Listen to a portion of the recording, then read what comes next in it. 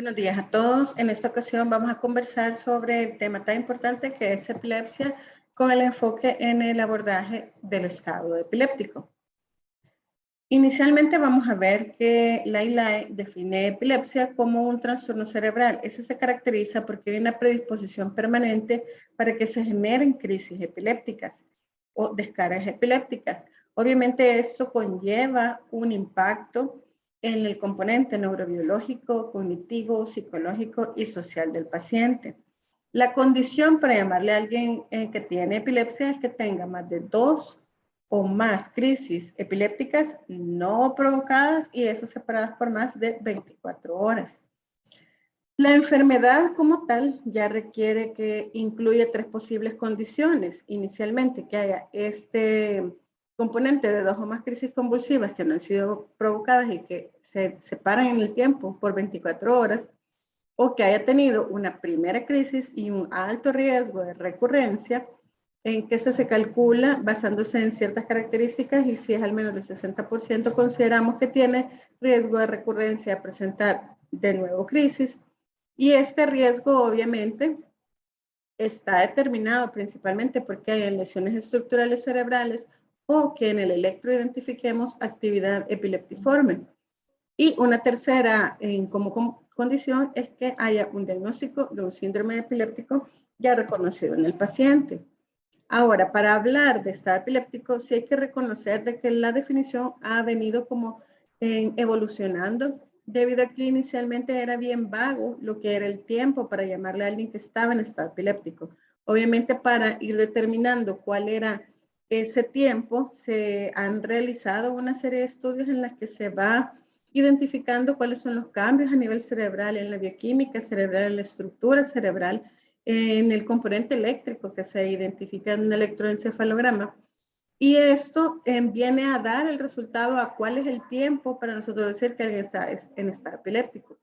Recordemos que hay definiciones en las cuales se toma en cuenta todos los factores que involucran el estado epiléptico y hay una definición operativa que nos permite tomar acción, es decir, iniciar el tratamiento de una forma temprana y oportuna para evitar las secuelas neurológicas que conlleva entrar en un estado epiléptico. Es debido a esto que, si ustedes se fijan, inicialmente no había un tiempo, el cual ya sí se fue acentuando para términos operativos posteriormente. ¿Cómo definimos entonces estado epiléptico? Como una condición caracterizada por crisis epilépticas que son suficientemente prolongadas y repetidas, debido a falla de los factores normales para terminar el estado epiléptico. Acá era ambiguo, no había un tiempo, por lo que eventualmente sí se fue identificando que a los 30 minutos de tener crisis epilépticas continuas, ya había una injuria neuronal irreversible.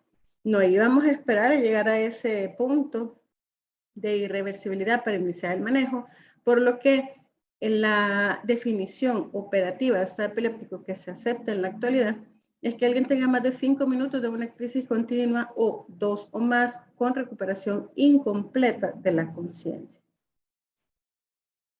¿Cuáles son las consecuencias del desastre de un estado epiléptico? La muerte neuronal, la injuria neuronal, alteraciones de redes neuronales, y este varía según el tipo y la duración de la crisis.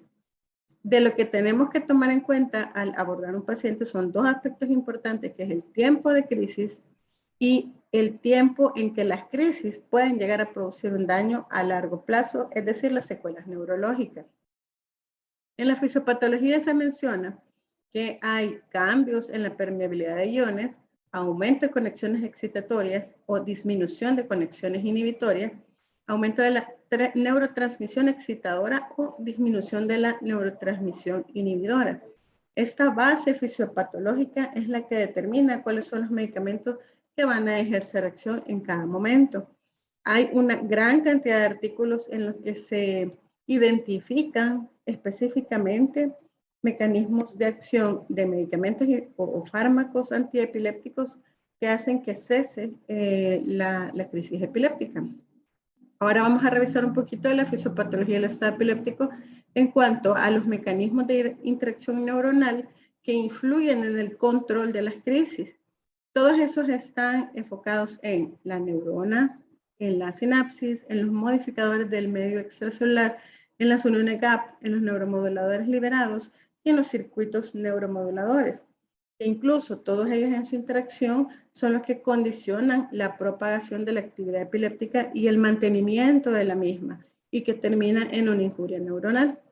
Tenemos en cuanto a que en el medio extracelular el potasio sale, genera un potencial de acción, entra en los canales de sodio que se inactivan y el potencial de acción cesa, si hay un mecanismo adecuado que hace que termine la actividad. Los astrocitos liberan el potasio, entonces se hace que se active el cotransportador de potasio-cloro que aumenta el cloro intracelular. Ya con el aumento del cloro, el GABA abre los canales de cloro y esto aumenta la despolarización que de mantenerse genera la refractariedad. Luego el descenso del calcio provocado por la actividad epiléptica focal inhibe la transmisión sináptica por menor disponibilidad del calcio para la fusión de las vesículas sinápticas y eso hace que se genere la liberación de los neurotransmisores.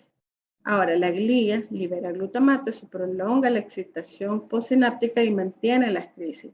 Cuando se inicia el paroxismo, para que se pueda propagar, se requieren fenómenos como sincronización y amplificación, que se da por colaterales excitatorias. En cuanto a los neuromoduladores inhibitorios, se han descrito los endocannabinoides que aumentan la actividad interneurona excitatoria. Hay muchos estudios que están evaluando el uso de esta sustancia, la adenosina, que permite que la adenosina del ATP celular inhibe la liberación presináptica de los neurotransmisores y el neuropéptido Y en las interneuronas GABAérgicas en cuanto a su síntesis que se incrementa después de las crisis, pero que se va agotando al prolongarse las crisis, quedándose sin neurotransmisor inhibitorio. Ahora, en Lancet 2015, un artículo que nos presenta de una forma brillante todos los componentes, tanto en la fisiopatología, abordaje, diagnóstico y tratamiento, vemos cómo se dan fenómenos según los tiempos. Es por eso que uno corre para identificar un estado epiléptico y para tratarlo, en donde se va viendo cómo inicialmente son fenómenos en cuanto a apertura y cierre de canales de electrolitos, para luego ya participan los neurotransmisores inhibitorios y excitatorios, donde al haber un desbalance, entonces se permite que se haga refractario el fenómeno de la crisis epiléptica, llegándose a denominar ya está epiléptico refractario según los tiempos que vamos a revisar. Ahora, se expresan neuropéptidos e incluso haber cambios genéticos y epigenéticos. Así que es por ello que uno tiene que abortar lo más pronto posible un estado epiléptico. Ahora, al abordarlo hay aspectos claves. Primero, tenemos que tener las características clínicas de las crisis, los hallazgos en el electroencefalograma, ya sea ictal e interictal, el sustrato anatómico, la etiología y la edad. En cuanto a la clasificación, primero vamos a hablar de la epilepsia. Hay términos antiguos que se han ido como cambiando. Antes la denominábamos, por ejemplo, epilepsia generalizada y focal. Generalizada si había una causa estructural sintomática adquirida y si no encontrábamos nada idiopática, así como la focal. Lo que diferencia entre generalizada y focal es el inicio de la actividad epiléptica. La focal es aquella que se origina en un foco limitado en un hemisferio, esa se puede generalizar, pero se identifica ya sea por una anormalidad estructural o por el electroencefalograma, el inicio focal de esa actividad.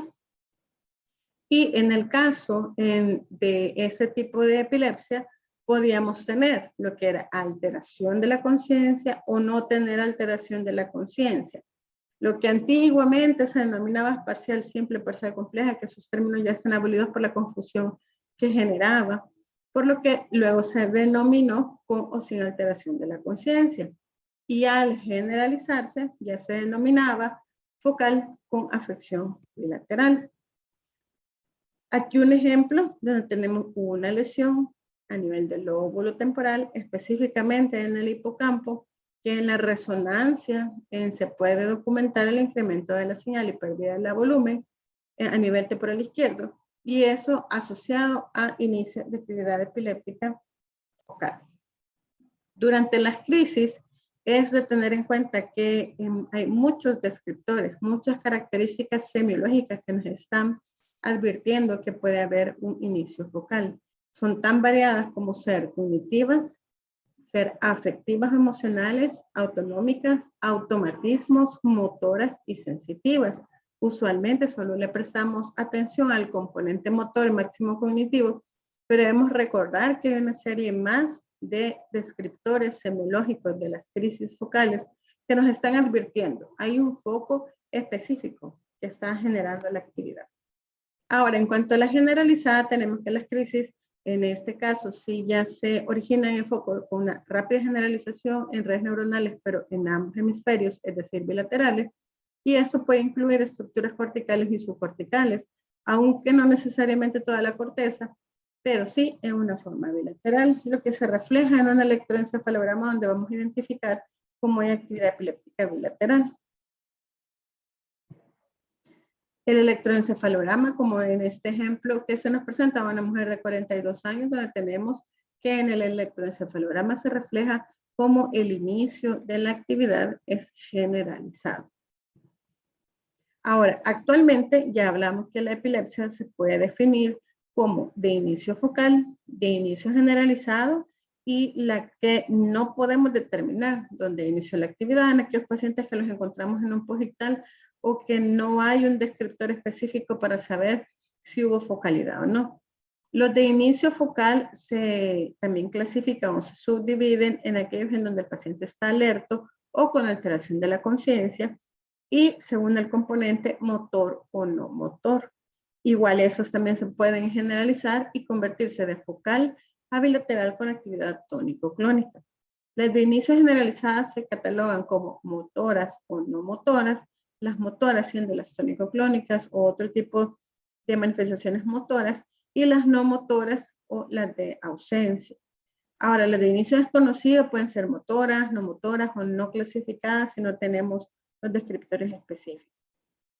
Los de inicio focal, además de este componente que les mencionaba de alteración o no del estado de alerta, también podemos tener diferentes como aspectos motores.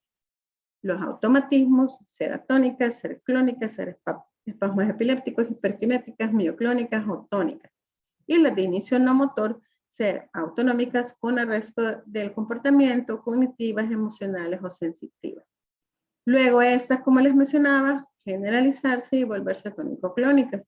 Y las motoras, en los ejemplos motores podemos tener las tónico-clónicas, clónicas, tónicas, mioclónicas, mioclónicas, tónico-clónicas, mioclónicas atónicas, atónicas o espasmos epilépticos. Y las no motoras que pueden ser típicas, atípicas, mioclónicas o mioclonía palpebral. Y las de inicio desconocido, como les mencionaba, en donde no tenemos un descriptor que nos permita clasificarlo como de inicio focal o de inicio generalizado. En cuanto a la etiología, es importante, obviamente, en pacientes con epilepsia, específicamente con estado epiléptico, la causa. Esta causa puede ser tan diversa como ser metabólica, estructural, ya sea por una lesión vascular o tumoral, hipóxico-isquémica, infecciosa o de origen desconocido, en la cual se le hacen los estudios, idealmente una resonancia y no tener ningún hallazgo estructural. En cuanto a la clasificación del estado epiléptico, utilizamos una serie de aspectos como son la semiología, es decir, las características clínicas que nos dan los familiares de los pacientes de cómo inició la actividad epiléptica y cómo se ha mantenido esa clínica, la etiología, es decir, la causa, los hallazgos en el electroencefalograma y siempre tomar en cuenta la edad de presentación.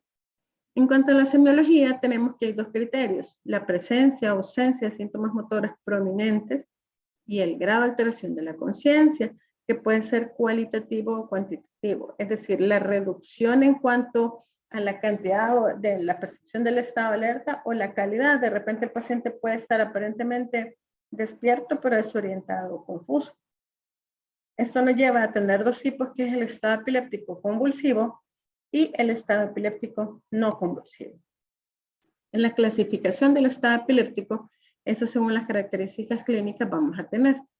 Los que tienen síntomas prominentemente motores, tenemos los que sin síntomas prominentemente motores y que el electroencefalograma es no convulsivo. En el inicial vamos a ver que podemos tener un estado epiléptico convulsivo con actividad convulsiva generalizada, con un inicio focal que puede evolucionar a ser generalizado bilateral o un desconocido. el estado epiléptico mioclónico, donde vamos a tener sacudidas mioclónicas epilépticas prominentes que puede haber con coma o sin coma. El estado epiléptico motor focal, que las crisis motoras focales son repetidas o jacksonianas, la epilepsia parcial continua, el estatus versivo, el estatus oculoclónico, la paresia ictal, en donde hay un estado epiléptico inhibitorio focal, el estado epiléptico tónico y el estado epiléptico hiperkinético. Y luego, la otra categoría, que son sin síntomas prominentemente motores, o el no convulsivo, el primero que puede ser con coma, incluyendo el que antes se denominaba sutil, el sin coma, el que es sin coma generalizado con estado epiléptico de ausencias típicas, de ausencias atípicas, ausencia mioclónica, el focal, sin alteración del nivel de conciencia, con auras continuas, síntomas autonómicos, sensitivos, visuales, olfatorios, gustativos, auditivos, emocionales, psíquicos o incluso experimentales, el estatus afásico, con alteración del nivel de conciencia, que puede ser desconocido, sin focal o generalizado, y el estado epiléptico autonómico. Como verán, las diferentes clasificaciones varían según la semiología. Es por eso lo importante conocer los descriptores. Según la etiología, podemos tener el que identificamos causa y en el que no. En el que identificamos, esta puede ser de un origen agudo, ya sea por un ictus, intoxicación, malaria, encefalitis, en algo como más a distancia, como un postraumático, postencefalitis, post-ictus, algo progresivo como un tumor, la enfermedad de la FORA o algunas otras demencias, el estado epiléptico en el que vamos a definir síndromes específicos, característicos por electroencefalograma, y como les mencionaba, aquel que por más examen en que nosotros realicemos para identificar una causa estructural, no encontramos una causa definida. En la etiología, en el sintomático, como les mencionaba, puede ser por un desorden estructural, un desorden metabólico, inflamatorio, infeccioso, tóxico, un tumor, el desconocido, y según el tiempo en agudo, crónico o progresivo. Otras condiciones que sean asociadas a epiléptico y que siempre tenemos que identificarlas son la encefalopatía epiléptica, el coma, alteraciones del comportamiento como psicosis en pacientes con epilepsia, el estado confusional agudo como delirio con un patrón electroencefalográfico epileptiforme, y en la etiología de los estados epilépticos, como les mencionaba, agudos, crónicos o progresivos. El electroencefalograma. Clave el electroencefalograma para identificar la localización y categorizar si es focal o si es generalizado. En la localización nos permite identificar si hay actividad con patrones sincrónicos bilaterales que corresponden a actividad epiléptica generalizada, lateralizada, bilaterales independientes o multifocal. Podemos darle nombre al patrón y denominarlo según las características morfológicas de la actividad eléctrica, descargas periódicas, actividad delta rítmica o espigas ondas agudas onda lentas o puntas ondas agudas onda lenta o sus complejos en sus variables de combinación, y según la morfología, la forma de las descargas, el número de fases, si podemos identificar algún tipo de actividad trifásica, por ejemplo, la amplitud de la actividad y la polaridad de la actividad. En cuanto a los hallazgos relacionados al tiempo, debemos identificar la prevalencia, la frecuencia de la actividad, la duración de la actividad, la duración del patrón diario, si el inicio fue súbito o gradual, la dinámica, si fue fluctuante o estático, luego si algún tipo de modulación que pudo haber sido inducido por algún estímulo o haber aparecido de una forma espontánea, y el efecto de la intervención del medicamento en el electroencefalograma. Realmente el tener un electroencefalograma sería clave en una unidad de emergencia, sobre todo si está el personal capacitado para su realización e interpretación, ya que eso permitiría identificar de una forma más oportuna esa epilepsia. La edad. Según la edad, uno ya puede considerar también diferentes etiologías. Es por eso importante determinar a qué edad se presentó el evento para poder pensar en diversas causas. Tenemos entonces en base a ello la clasificación, y en donde lo que nos interesa nosotros que vemos acá, adolescentes y adultos, que sería el periodo rango de edad de 12 a 59 años, y los pacientes de mayor edad que están catalogados como la vejez arriba de 60 años. ¿Cómo hacemos el diagnóstico? Los pilares fundamentales para toda patología se aplican en este caso, iniciando con la evaluación clínica, la historia clínica, cómo inició, las características semiológicas, cómo se fue propagando la actividad clínicamente o generalizando si hubo, qué nivel de alteración de la conciencia, qué tipo de alteración de la conciencia. El examen físico, obviamente el que vamos a identificar sus signos o constantes vitales, vamos a identificar algún tipo de focalidad. En el caso de la evaluación neurológica, vamos a realizar fondo de ojo para identificar que no hayan hallazgos de hipertensión endocraniana, la reactividad pupilar, si hay algún tipo de mirada preferencial, focalidad neurológica, los reflejos, signos de irritación meningia, signos de daño a vía corticoespinal y todo lo que nos permita ir sugiriendo cuál puede ser la causa. El perfil metabólico que siempre se realiza, en donde es importante la glucemia, uremia, electrolitos, drogas, pruebas de función hepática si lo sospechara.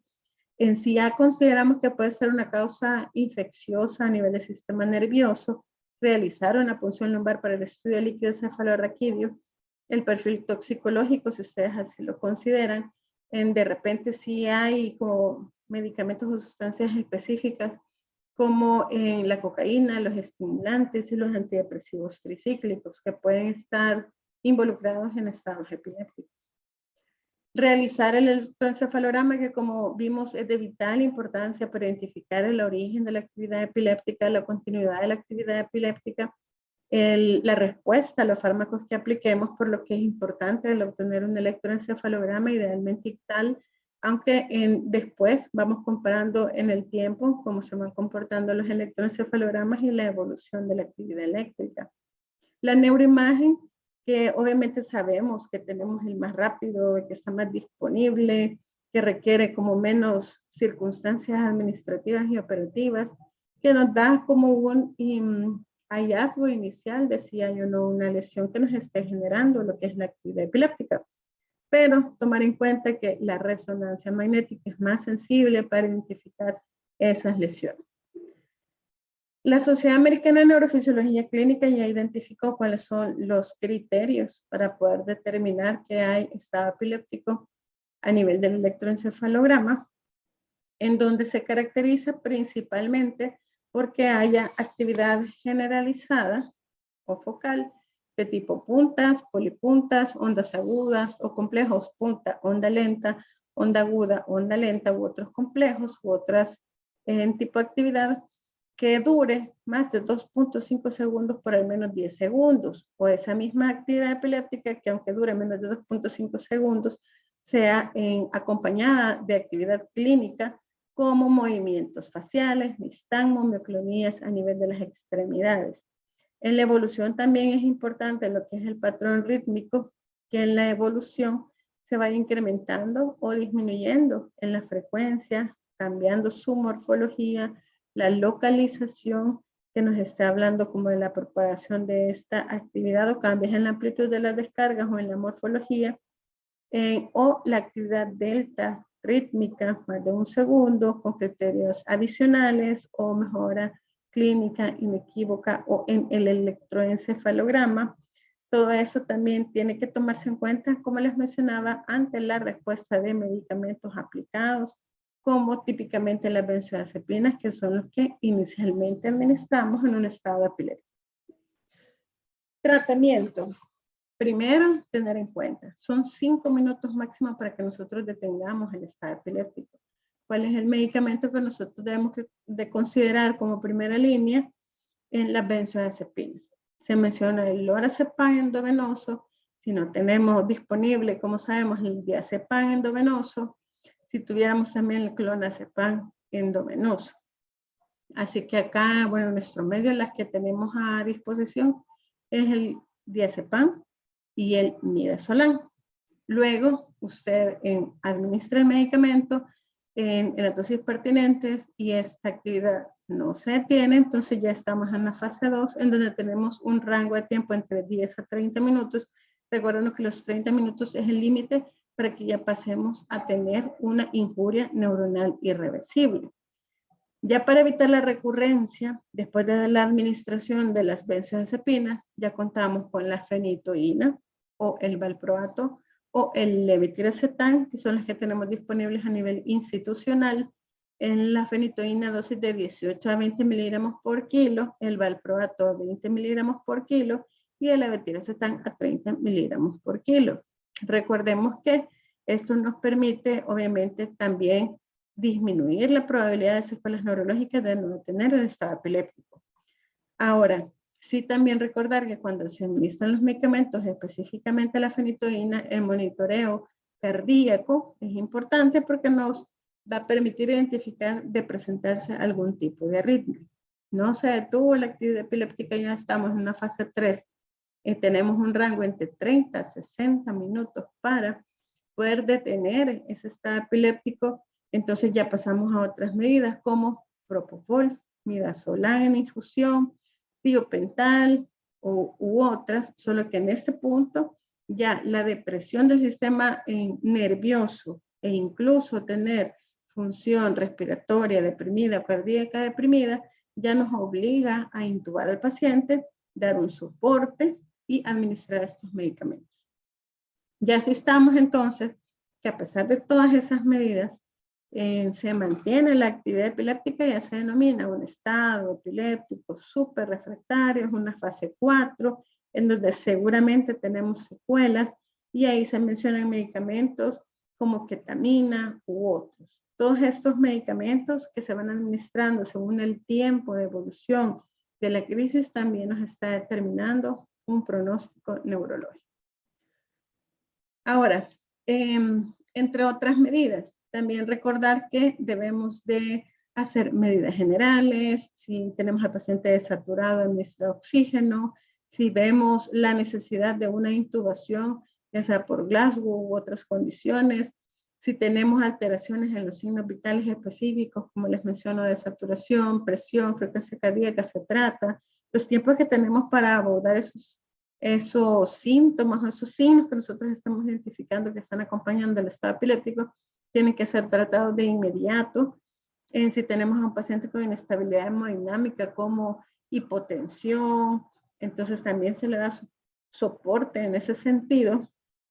Tomamos una glucosa capilar y que también si determináramos, por ejemplo, hipoglicemia, hay que tratarlo, obtener exceso venoso ya para la administración de líquidos o corrección de algún tipo de desequilibrio que se identifique, en realizar el examen neurológico, evaluar un chequeo de lo que es la química sanguínea, hemograma, tiempo de ser necesario, y cuando nosotros estemos identificando que hay un estado epiléptico refractario, entonces ahí sí ya tenemos que hacer otro panel de exámenes que nos permita identificar la causa y por qué nos está deteniendo el estado epiléptico. Sonda nasogástrica para monitorizar lo que es la diuresis, idealmente, como les menciono, tener un electroencefalograma continuo para poder ir identificando el cese de la actividad y la respuesta a las medidas farmacológicas que estamos aplicando y tener el estudio que nos permita por lo menos acercarnos a una causa mediante inicialmente un TAC cerebral y luego tener estudios más sensibles, como mencionábamos, como la resonancia, pero eso debería estar antes de 2 horas para poder guiar el actuar. Función lumbar si consideramos infección, y ya si de repente tenemos que probablemente hay signos francos de hipertensión endocraniana, el monitoreo de la presión endocraniana. ¿Qué más? En todos los pacientes se sugiere tomar una glucosa sanguínea, monitorizar signos vitales, la tomografía inicial, hacer exámenes de laboratorio, el electroencefalograma continuo. Si hay una presentación clínica que ya uno está sugiriendo algún otro tipo de lesión, como un tumor, por ejemplo, una resonancia, si es infección, punción lumbar, y si hay algo que nos sugiere que hay algún tipo de medicamento involucrado, entonces ya mandar el panel específico u otras pruebas de laboratorio según todos los hallazgos que vayamos teniendo. En cuanto a los tiempos, ¿verdad? Un repaso, y eso nos lo dice Lancet en el 2015, tenemos los primeros 10 minutos para poder administrar la primera línea de medicamentos, en este caso las benzodiazepinas. Si ya persiste la actividad epiléptica, en administrar la segunda línea, que es la fenitoína, la fosfenitoína, ácido valproico, levetiracetam. El fenobarbital se deja como una última opción, obviamente porque tiene más probabilidad de depresión respiratoria y eso nos obligaría de una forma más temprana en la intubación. Luego, si pasa de 30 minutos y ya no es estado epiléptico refractario, pasamos al estadio 3, en donde ya utilizamos lo que son las benzodiazepinas, pero en infusión o el propofol. Y si ya pasamos de ese rango y como les mencionaba, estamos en el estadio 4, un estado epiléptico supra refractario, entonces ya utilizamos pentobarbital ya en unidades de cuidados intensivos, idealmente neurológicos. El estado epiléptico refractario, entonces, como les mencionaba, y aquí el paciente no ha respondido al tratamiento estándar, sigue la actividad clínica, sigue la actividad electroencefalográfica, a pesar incluso de haber aplicado las benzodiazepinas y un segundo fármaco de segunda línea para abortar el estado epiléptico. Hay que tener cuidado porque muchas veces el paciente, aunque clínicamente se dio la actividad, pero puede seguir la actividad eléctrica. Es por eso lo importante de contar idealmente con un electroencefalograma. El tratamiento del estado epiléptico refractario, aquí se utilizan infusiones de midazolam, propofol o pentobarbital. Para también, ¿verdad?, hacer conciencia de detener lo más pronto un estado epiléptico, hablemos del pronóstico. En cuanto a la mortalidad, el estado epiléptico convulsivo se registra que al alta la mortalidad puede andar entre el 9 al 21%, a los 30 días de 19 al 27% y a los 3 meses del 19%. Las secuelas neurológicas y cognitivas son importantes y van en un rango de 11 a 16%. Puede haber deterioro del estado confusional de un 23 a un 26%. Y se han identificado como factores asociados a mal pronóstico la causa, si ha estado hospitalizado y ahí desarrolla de nuevo un estado epiléptico o por primera vez un estado epiléptico, la edad mayor, alteración de la conciencia, la duración de la crisis, si hubo focalidad neurológica y las complicaciones médicas. Si se aplica la terapia adecuadamente, sí, esta mortalidad se reduce a un 8%. En el caso del estado epiléptico no convulsivo, es peor el panorama. Al alta se describe una mortalidad del 18 al 52% y a los 30 días del 65%. Los factores asociados a pobre pronóstico están la causa, si hubo alteración sobre el estado mental, la duración prolongada de la crisis, y se diagnostica a los 30 minutos del inicio de la mortalidad del 36%. Pero si nos tardamos más de 24 horas, la mortalidad incluso llega a ser del 75%. Por eso, como les menciono, uno corre para identificarlo y tratarlo. Si es tratado antes de 10 horas, la mortalidad puede ser del 10%, pero si nos tardamos más de 20 horas, llega incluso al 85%. En cuanto al estado epiléptico refractario, es aún peor el pronóstico, siendo al alta del 23 al 61%, a los 3 meses del 39%, y las secuelas neurológicas y cognitivas son mucho más altas, como hasta el 39%, pudiendo incluso complicarse con estado vegetativo en un 61%, deterioro del estado confusional del 23 al 26%, y hay factores identificados a peor pronóstico como la causa igual, edad mayor a 50, la duración prolongada o si tiene score alto del Apache 2. Si aplicamos igual la terapia, puede reducirse la mortalidad de una forma importante. Bueno, muchas gracias por su atención y vamos igual a facilitar cierto material para que puedan también apoyarse en la clase. Muchas gracias.